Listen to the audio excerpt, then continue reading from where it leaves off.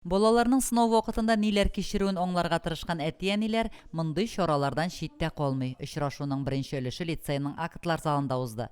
Координаторлар әти-әниләрне бердәм дәүләт имтиханы тапшыру тәртибе белән таныштырды. Беренче чиратта әти-әниләргә имтихан бирү процессын иштән күз алларга мөмкинлек бирә. Видеонаблюдениелар кушылды.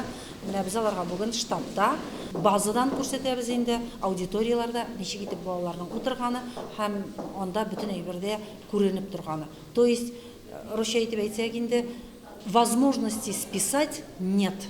Сынауга килгән көндәге кебек әти-әниләр металл эзләүче кыса аша узды. Мәктәп партлары артында утырып, биремнәр, контроль, үлчәү материаллары белән танышты.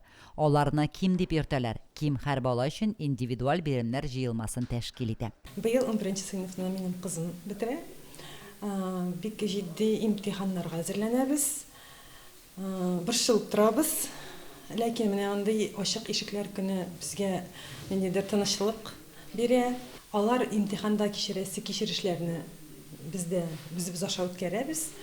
Барлык укучыларга да уңышлар, имтиханнары яхшы гына булсын.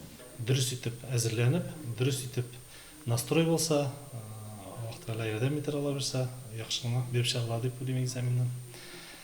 Иң беренче баланың үзенең теләге була тиеш һәм әти-әнинең инде поддержкасы була тиеш. Әти-әни һәр вакытта да үз баласын дөрес направление бирсә, юнәлеш бирсә, бала инде бер шиксез үтәр дип уйлыйм. Без инде бу процедураны икенче тапкыр узабыз, чөнки безнең өлкән улыбыз имтиханнарны яхшы итеп биреп, шунда үз теләгән профессиясын алды.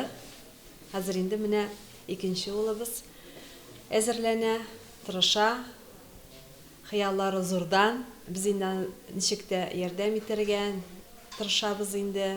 Әти-әниләрне мәктәп тормышына якынайту максатыннан гына түгел, укыту эшләре системасы, статистик мәгълүматлар белән таныштыру уңаеннан да мондый чаралар үткәрү ике як өчен дә файдалы булып тора. Лилия Шәймиева, Динар Нуретдинов, Мөслим телевидениесе.